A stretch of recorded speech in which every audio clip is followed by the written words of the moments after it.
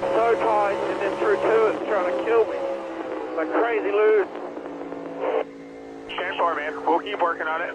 It's going to change a lot when it gets dark, too. Yeah, I fucking hope so. Sorry for the language. All good.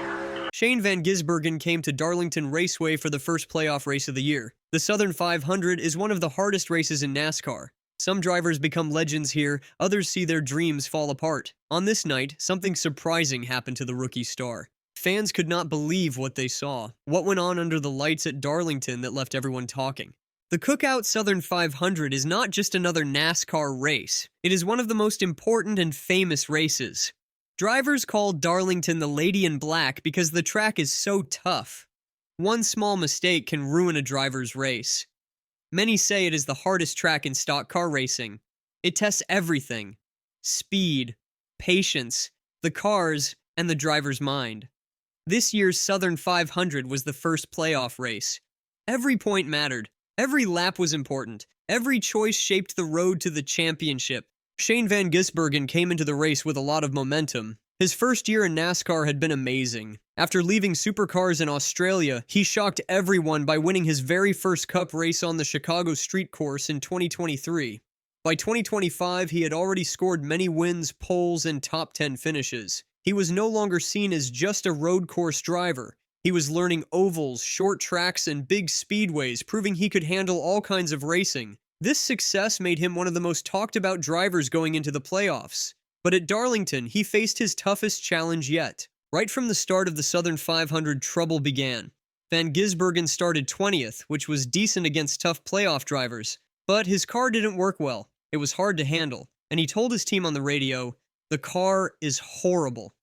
It feels impossible to race." His words showed how tough the car was to drive and how helpless he felt on a track where mistakes aren't allowed.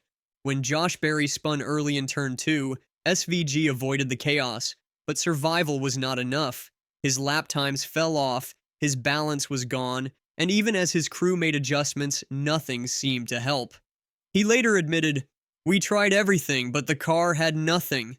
Those words, raw and simple, captured the frustration of a night slipping away. Then came the gamble. His team attempted a one-stop pit strategy, hoping that clean air and track position might offer salvation, but Darlington is rarely kind to desperate choices. Just as SVG committed, the caution flag waved. The timing could not have been worse. Instead of gaining an advantage, he lost precious ground.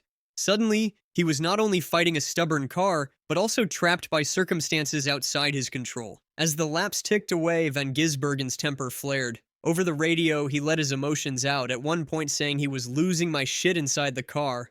Realizing his words were raw, he added, "Sorry for the language."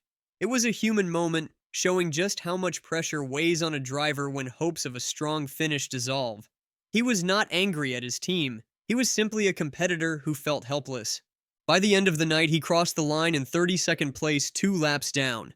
On paper, it was a disappointing result, but the story was bigger than numbers. It was about how quickly momentum can flip in the playoffs. Just a week earlier, SVG looked like a dark horse contender. Now, he was clinging to his playoff hopes by a thread. Fans and analysts noticed the shift immediately. Arthur Ling of Heavy Sports remarked that SVG's performance showed how difficult the transition to the playoffs can be. A badly timed caution, a car that refused to turn, and a gamble that backfired. It was the perfect storm, he said.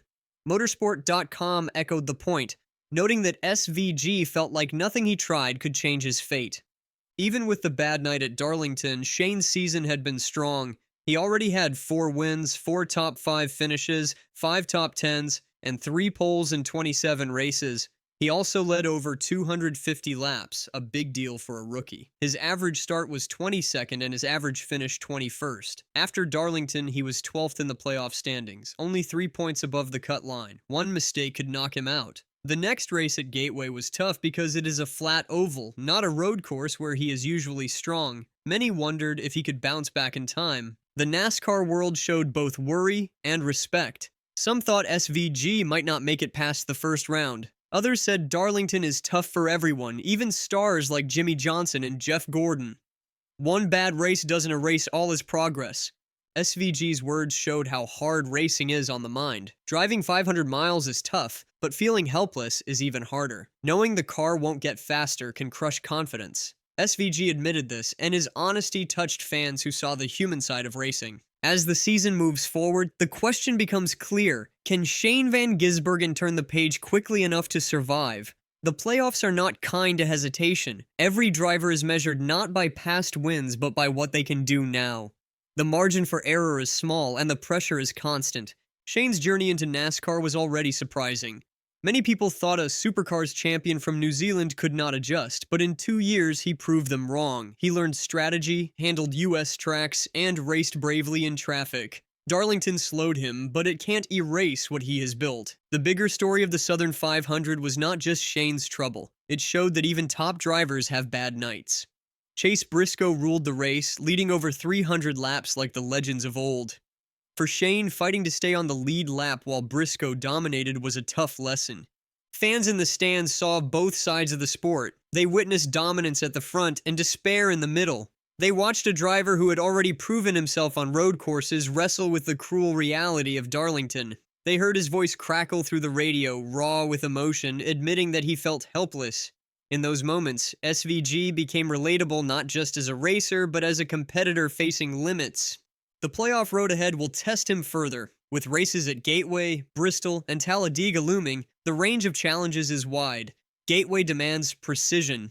Bristol requires endurance on a short track that punishes contact. Talladega, a superspeedway, depends as much on luck as skill. For Van Gisbergen to advance, he will need a mix of strategy, resilience, and perhaps redemption. Shane's race at Darlington is not the end of his story. It could be the moment that changes his whole playoff run. If he bounces back, fans will remember this night as the test that made him stronger. If he doesn't, it could be the start of his dream slipping away. The Southern 500 showed Shane under real pressure. It took away the wins and the big headlines and showed the truth. Even great drivers have nights where the car won't work and frustration takes over. What he does next will decide how people remember his rookie year. For now, his own words tell the story. I felt helpless out there. We just had nothing.